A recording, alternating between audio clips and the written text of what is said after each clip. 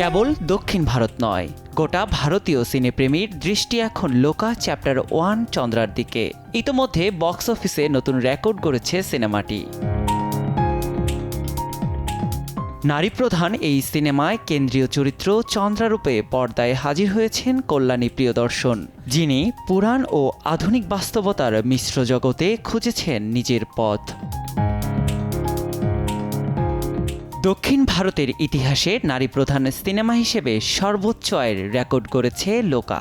এ ধারা অব্যাহত থাকলে এটি ভেঙে দিতে পারে সর্বকালের সবচেয়ে বেশি আয় করা মালয়ালম সিনেমার রেকর্ড।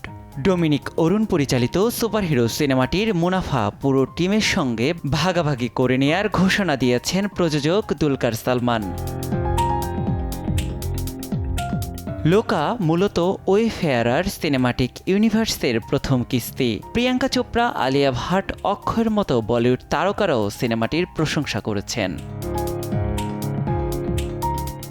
নিয়াজ শুভ, সময় সংবাদ।